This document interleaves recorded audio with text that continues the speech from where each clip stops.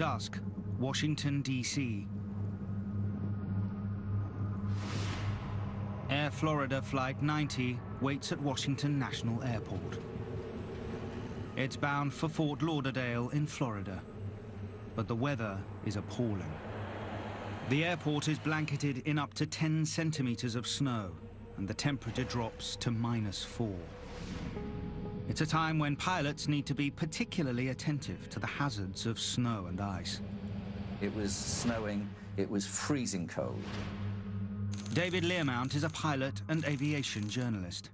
Every time winter comes round, all the good airlines remind their pilots they must be aware of all the risks that winter throws at them.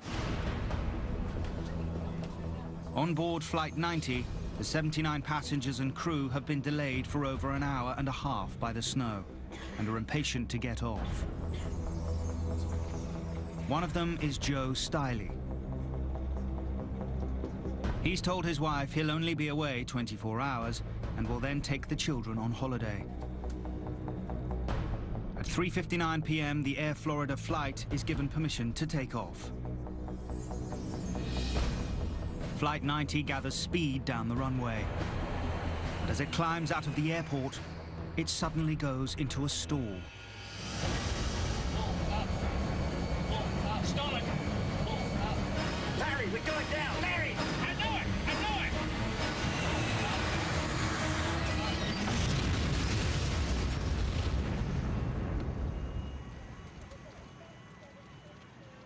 The aircraft has plunged into the icy waters of the Potomac River. Within seconds, only the tail is visible. Then, against all the odds, a small group of survivors bob to the surface.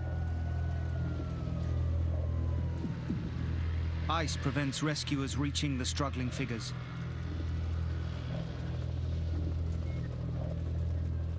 Then, a helicopter arrives. It's a race against time.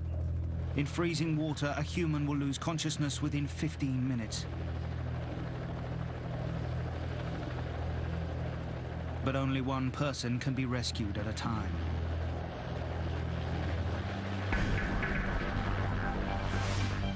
The first to be winched to safety is business executive Bert Hamilton.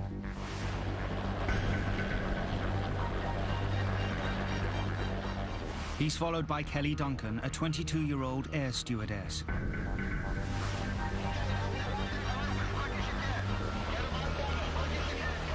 Miraculously, she's only suffering from minor injuries. Eventually, a rope is thrown to a third survivor. Joe Stiley has been badly injured and is desperately trying to stay afloat. I was holding on to a piece of the tail section. I held on the rope and let him drag me out. To save time, Joe grabs another survivor. Priscilla Tirado has lost her husband and child and is in extreme distress. I tried to get the rope that they gave to us on her. But he hasn't got the strength to hold on, and she's left floundering in the icy water. Time is running out.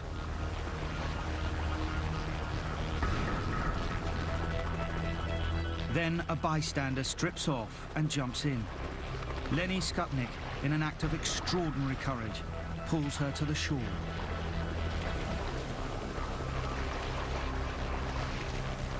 In all, 5 survivors are rescued from the water.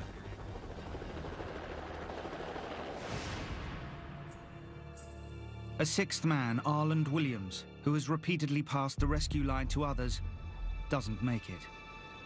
There was a 6th man clinging to the wreckage, and as I dropped the flotation devices, he handed these devices to the other people who were clinging around him on the wreckage.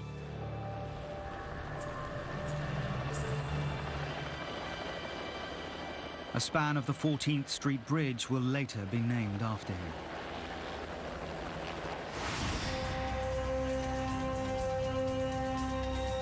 But getting people out of the river is only part of the problem. On the 14th Street Bridge itself that day, there's also chaos. One of the aircraft's wings has clipped it, overturning and crushing vehicles. Bill Hendricks will later lead the crash investigation. There were 6 cars just flattened out. Part of the bridge structure was gone, the bridge railing was gone.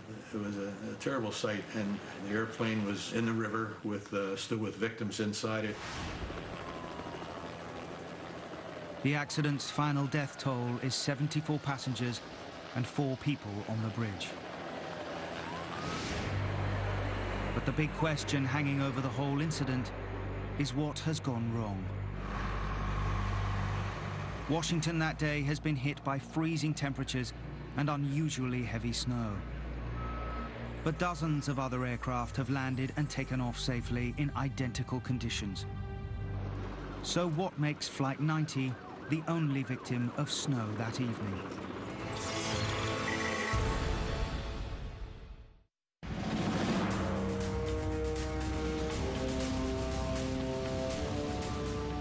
In the days after the accident, divers and cranes are brought to the crash site on the Potomac River. The first task for the chief crash investigator, Bill Hendricks, is to locate and retrieve the flight data recorders. It will eventually take 7 days to get both the cockpit voice recorder and the flight data recorder ashore. It's a moment of triumph for the divers. Now at last, Hendricks can piece together what's happened. Once we got the flight recorders, it came together quite clearly what the cause of that accident was. The first clue is something that happens 50 minutes before takeoff.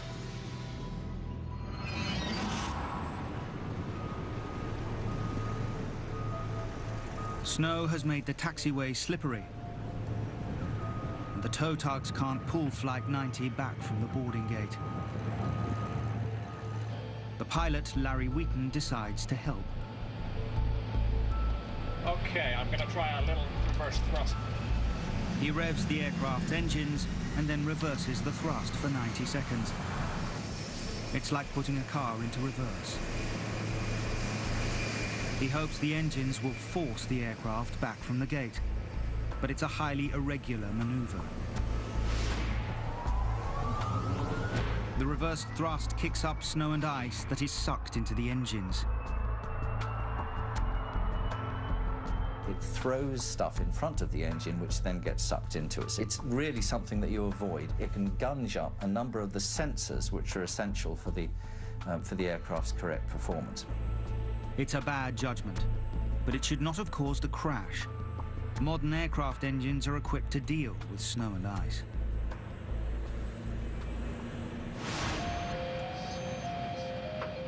But then, Bill Hendricks finds something else.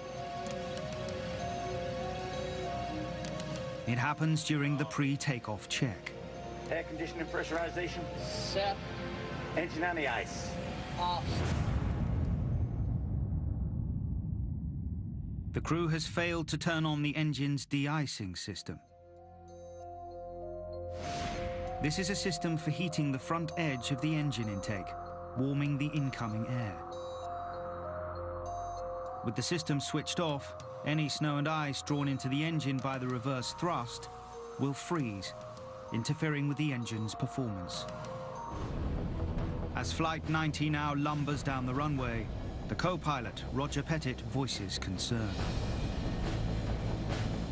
The engines don't seem to be developing enough thrust. God, look at that thing.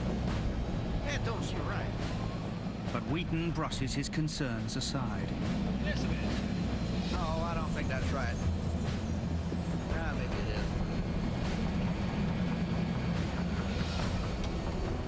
is. It takes the plane an extra 15 seconds and 600 meters more runway than usual to lift off. Finally, it climbs into the air. But almost immediately, it goes into a stall. Stalling! Stalling! We're falling! The warning kicks in. Pull up! Pull up! But there's nothing the pilots can do. Larry, we're going down! Larry! I know it! I know it!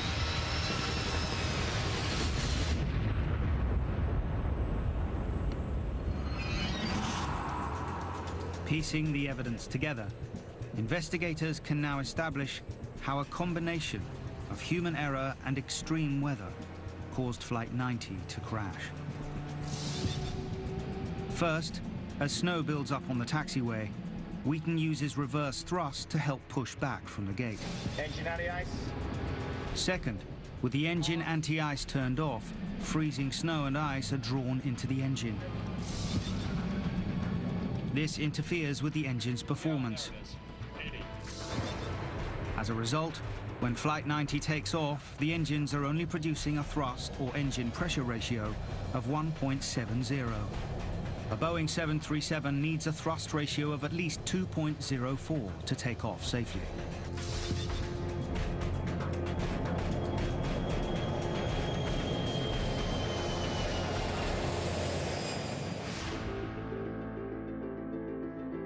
The final investigation finds the pilot, Larry Wheaton, guilty of a catalogue of errors. The accident drives home the fact that when the weather gets bad, there is no margin for error. It's a problem engineers have been battling with for years. The modern fight against extreme weather goes back to the 1970s.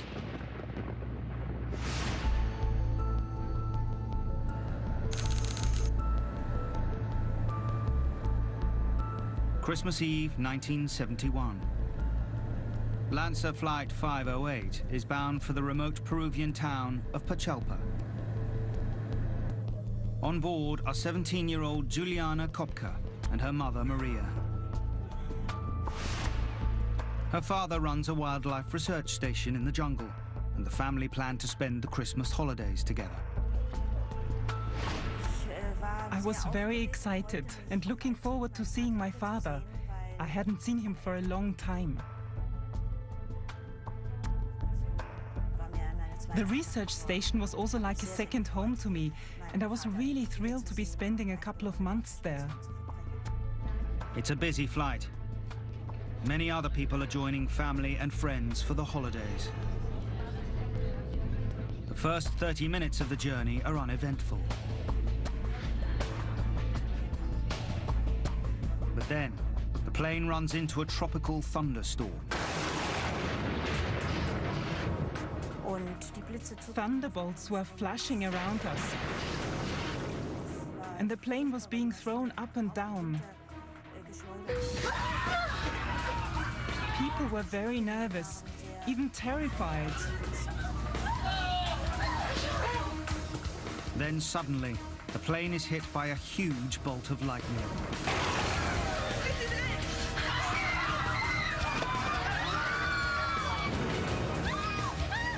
Everything is thrown around. It goes through my mind like a film.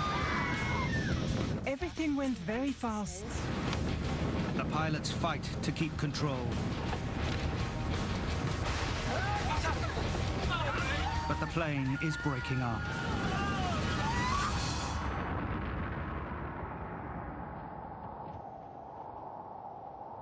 Suddenly, it turned very quiet.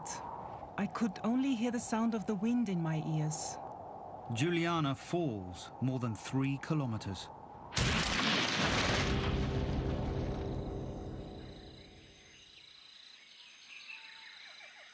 Yet miraculously, she survives, still strapped into her seat.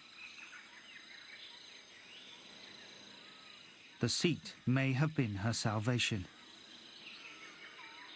I ought to have injured myself very badly when I hit the treetops. But the airline seat was below me, and I can only imagine it cushioned the landing. Juliana is alive, but she has a broken collarbone, a badly swollen right eye, large gashes on her arms and legs, and concussion. Her first thought is for her mother, but she's nowhere to be seen. Juliana is on her own. But she has one vital piece of knowledge.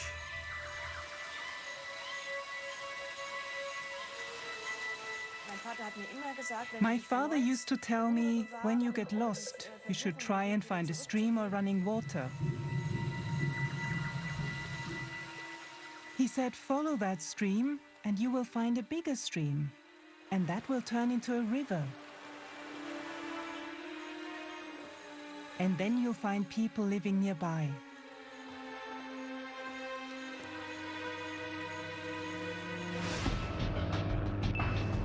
As news of the accident reaches the outside world, rescue planes are sent to search for survivors. I could hear the planes searching above me. I knew the rescue operation had started. But I wasn't able to do anything as the jungle was dense and I couldn't communicate with them. As she sets off to look for help, her only food is a handful of sweets she's found at the crash site. I lived on them for 3 days and just drank water.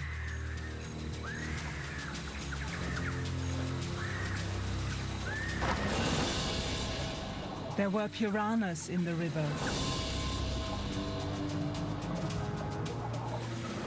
Stingrays were an even greater danger, and electric eels. I could see caimans everywhere.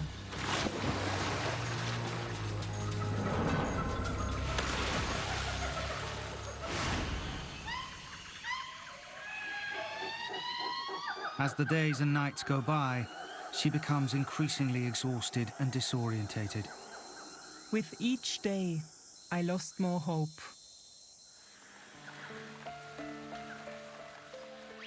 I had moments when I was desperate, especially during the nights. The nights were horrible.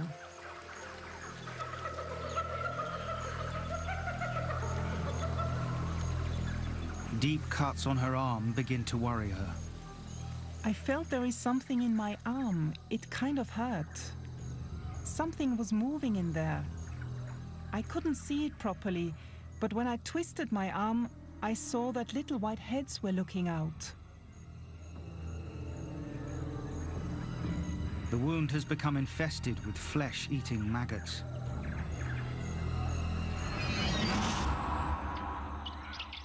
Finally, after 11 days, famished and exhausted, she stumbles on a logging camp. It's her salvation. Today, 40 years later, Juliana Kopke is Dr. Juliana Diller and works as a librarian at the Munich Zoological Center in Germany. She's the only survivor of Lancer Flight 508. Her mother, along with 90 other passengers and the crew, have died.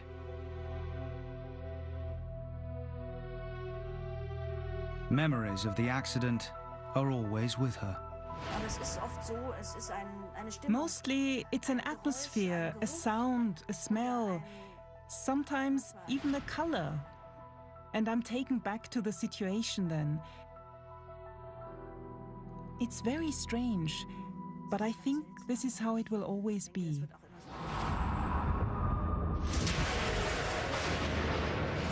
When aircraft investigators later examine the accident, they find a chain of events leading up to the disaster. 40 minutes into the journey, Lancer Flight 508 runs into a thunderstorm. Lightning hits the aircraft's right wing. Vapor from a fuel tank ignites. Fire spreads, and the wing is torn from the fuselage. The Lockheed Electra falls out of the sky.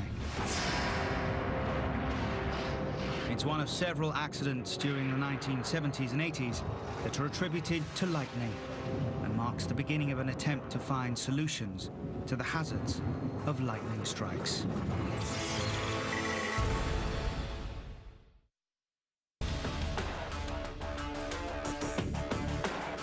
One of the centers of research into the dangers of flying is NASA. At its research center in Langley, Virginia, it drop tests helicopters, crashes passenger cabins, and develops new forms of cockpit instrumentation, all in the name of improving aircraft design. But during the 1980s, one of the most important topics of research is lightning. The work is particularly urgent because from the 1980s onwards, increasing numbers of aircraft are built using carbon fiber components in the fuselage. It's lighter, but more easily damaged by lightning than a conventional metal fuselage.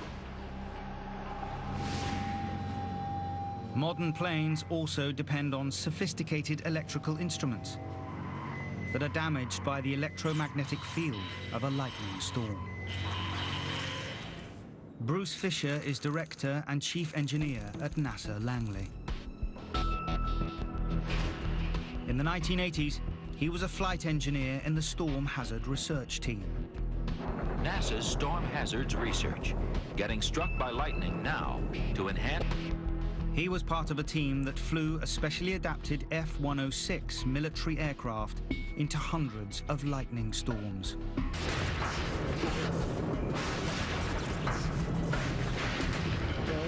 You'd see lightning flashes around.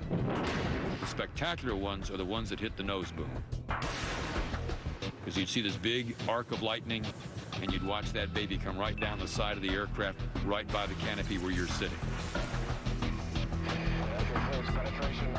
Fisher's research provides important insights into combating the hazards of lightning.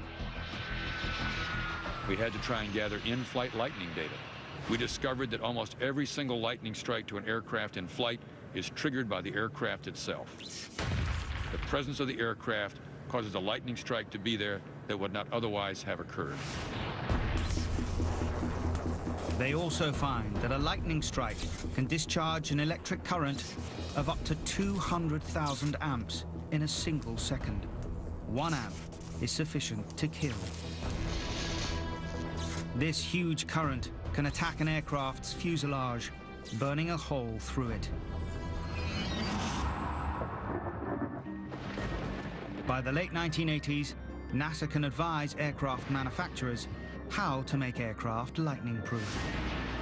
Fiberglass components are reinforced to withstand lightning strikes. Aircraft fuel is made less explosive. Electrical equipment is carefully shielded. Today, lightning is rarely a problem.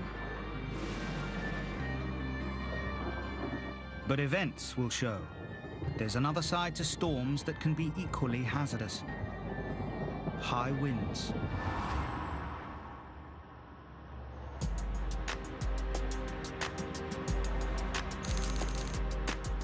Toronto, Canada. It's a summer evening and Air France Flight 358 from Paris is approaching Toronto International Airport. But as the flight begins its descent, the weather deteriorates dramatically. Toronto, Air France 358 approaching. Unusually severe winds and heavy rain hammer the aircraft. Lightning flashes across the sky. Philippe Lacaille is returning from holiday with his family. The pilot said, "Excuse me, ladies and gentlemen, we're experiencing some weather above Toronto. We're going to have to circle for a little while." So we just reopened our books and circled. Visibility is poor. The pilots struggle to see where they're going. The plane is rocked from side to side. Finally, the aircraft touches down. There's a spontaneous outbreak of applause.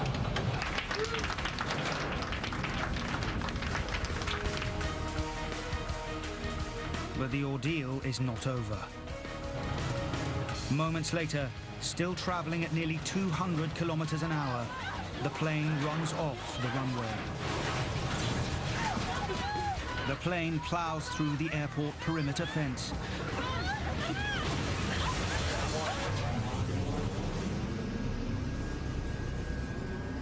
and finally comes to rest in a small ravine. And everybody was like stunned, in shock, you know, first of all to be alive, because how can you survive this kind of event, you know, it's just miraculous. But also, what are we doing next now? What's going on?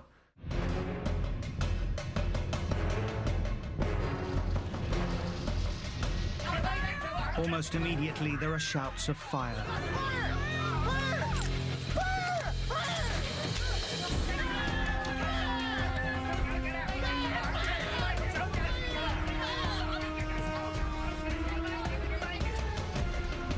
When fire breaks out, there are only about 90 seconds to evacuate an aircraft before fire reaches the fuel tanks. It was like a vision of hell.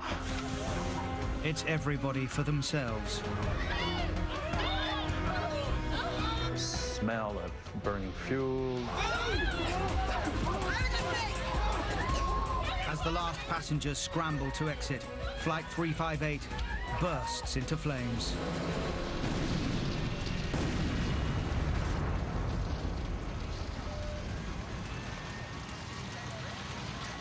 There are dozens of injuries, but all 302 passengers and crew survive.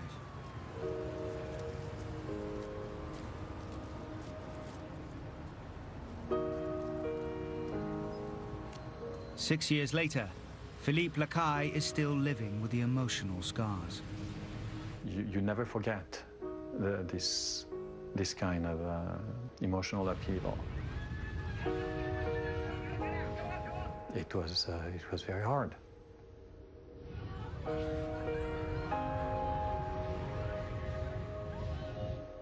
Short of a miracle, I can't explain how we could have escaped in 1 minute and 15 seconds through 2 gates, 2 doors, 309 passengers. The episode is dubbed the Toronto Miracle.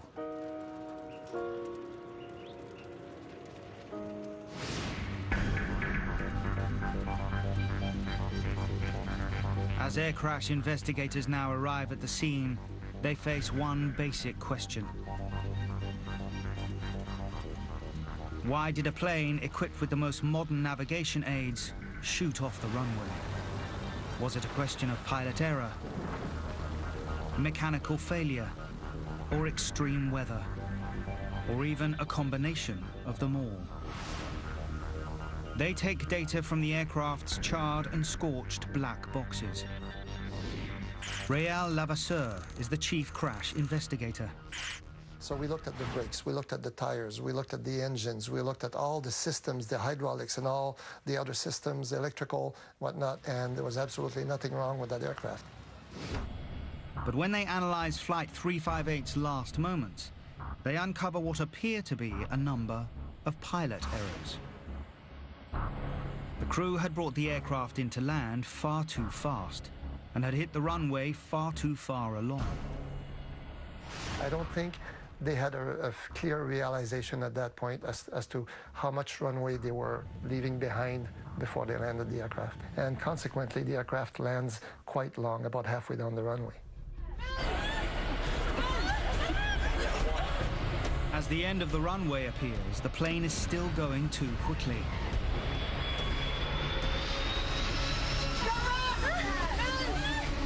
It was still doing over 120 miles an hour, so that's a lot of speed. But is it simply a matter of pilot error?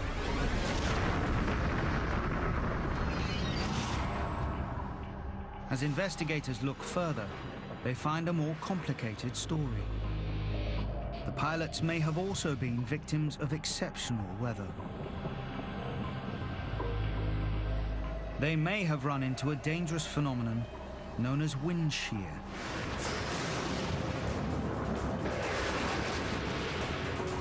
Wind shear is a serious threat to aircraft.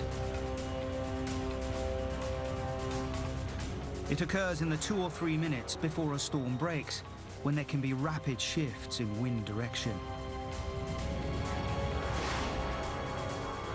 You can see a thunderstorm approaching. Big cloud, getting dark, and what happens to the wind? It goes calm and then all of a sudden it starts whipping around, and then it comes at you from all directions. This alarming phenomenon is caused by a cold front hitting warmer air. In their worst form, these winds are like mini tornadoes in reverse. Highly concentrated coils of wind that instead of spiraling upwards, spiral downwards. They are known as microbursts or downdrafts. They're considered so potentially lethal that during the 1990s, NASA spends millions of pounds investigating them. Paul Robinson worked on the NASA wind shear program. Microbursts form underneath large thunderstorm cells that can extend up to 50, 60,000 feet. Aircraft flying through that will experience very strong horizontal wind variations. NASA scientists discover how microbursts can cause a pilot to make errors. A column of cold air sweeps down from the cloud base, accelerating as it goes. As it hits the ground, it spreads out horizontally. Then it curls upwards like a series of waves. An aircraft flying near this will experience a wind that starts as a headwind and then turns round and becomes a powerful tailwind. When aircraft are slow and low and trying to control their speed as well as they can, the combination of the two in a microburst can be very hazardous. Wind shear, or microbursts, are believed to be responsible for a number of disasters. 1982, Pan Am Flight 759 crashes in New Orleans. 153 people are killed. Likely cause, microburst. 1985, Delta Airlines Flight 191 crashes at Dallas-Fort Worth Airport. 134 people die. Cause, microburst. More recent accidents linked to severe wind shear include a US air flight that crashed in 1994 and a Goodyear airship that crashed in 2005.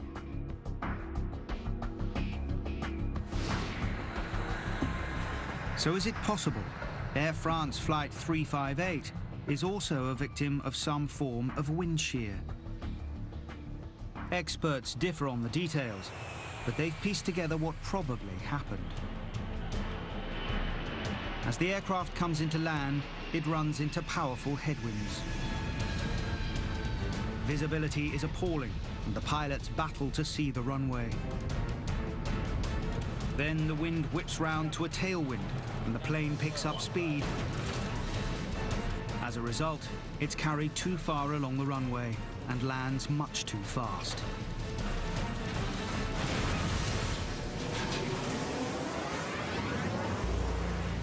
The pilots have been caught out by the rapidly shifting winds typical of wind shear.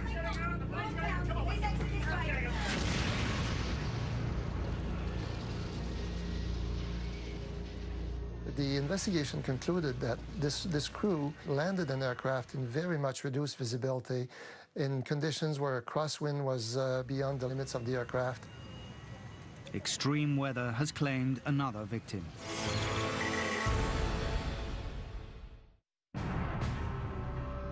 Spring 2010, and a high-powered delegation of Polish dignitaries takes off for Russia. It includes Lech Kaczynski, Poland's hugely popular president. They're on their way to remember a massacre near the Russian village of Katyn that has caused hostility between Poland and Russia since the Second World War. The hope is that this important commemoration may finally bring reconciliation.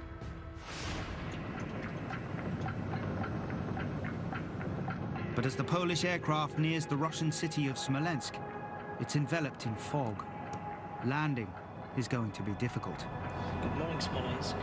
This is a Polish military 101, estimating in 5 minutes.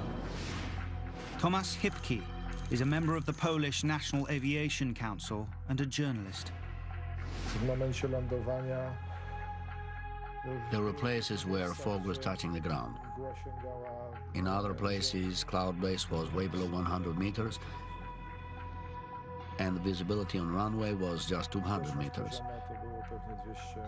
So weather conditions were much too bad for landing.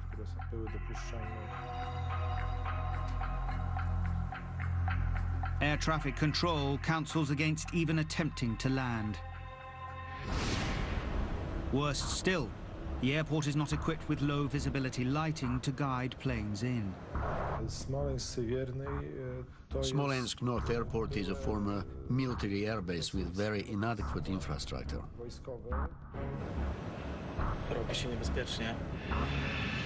But the pilot continues to attempt to land. He makes one, then a second attempt to bring the aircraft down.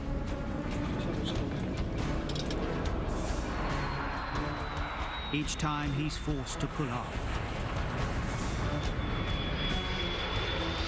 Finally, he makes a third attempt.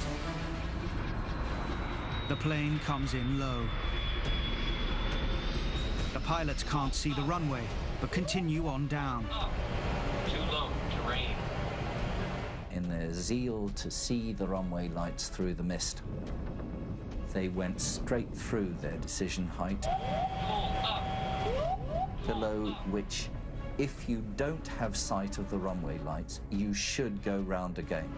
Suddenly, the aircraft clips a tree. It spins out of control, turns upside down, and smashes into the ground.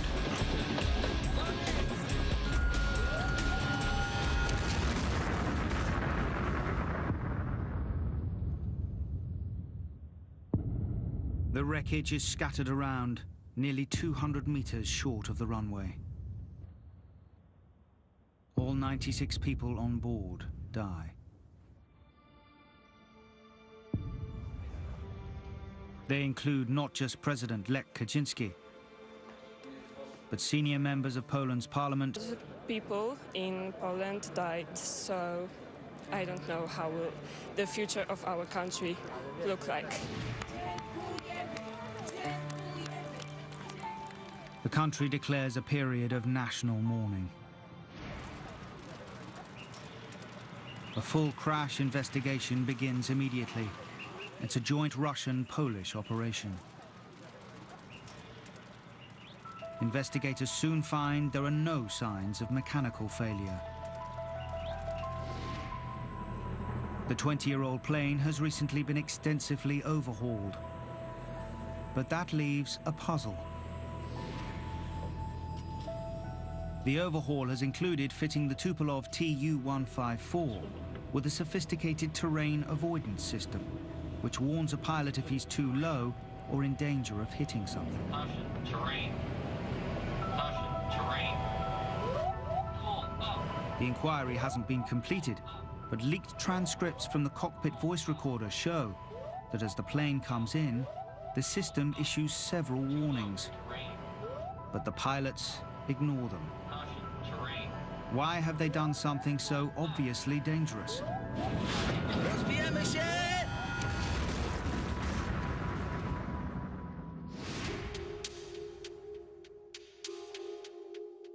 The transcripts give a clue. As the plane approached Smolensk, the pilot can be heard reporting to a superior officer in the cockpit. Sir, the fog is increasing. We're not gonna manage to land. Who is he talking to? An anonymous voice replies. Well, then we have problem. Through the radio static, there's also the snatch of another voice, adding pressure. Will be annoyed. The snatches of dialogue suggest the pilots were now under huge pressure.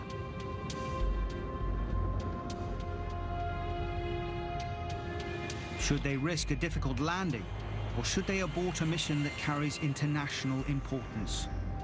Pilots who are flying VIP flights are under a particular kind of pressure. So they really did want to do their duty, these pilots, and get all of those important people in. So they were told by air traffic control what the visibility was. It was nothing like good enough to make a safe landing. But they said, will go and have a look at it anyway. Moreover, the crew are military pilots accustomed to taking orders and risks. Warto pamiętać, że piloci generalnie są szkoleni. Military pilots are trained to take more risks than civilian pilots. The crew in this case had come more or less straight from military school. The idea of risk-taking was firmly ingrained in them. We may never know if this is what happened. Important sections of the leaked transcripts have been deliberately deleted. Ten stenogram, który został ujawniony, nie jest kompletny. Some people believe Russians deliberately left gaps in transcript because what they found was damaging to Polish interests. What is certain is that if these holes are not filled, this riddle will never be solved. But the transcripts that are available have led some experts to blame the pilots for abdicating their responsibility. It doesn't matter if the president of Poland is on board. The person who is in charge of the aircraft is the captain of the aircraft. He is more senior in that environment than the president is. In the end, you're a trained professional. You're the one who carries the can for anything that goes wrong. According to this version of events, the pilots had simply forgotten that when the weather gets bad, there is no substitute for their own skill and judgment. In Poland today, the hope is that lessons will be learnt and there will never be a similar accident again.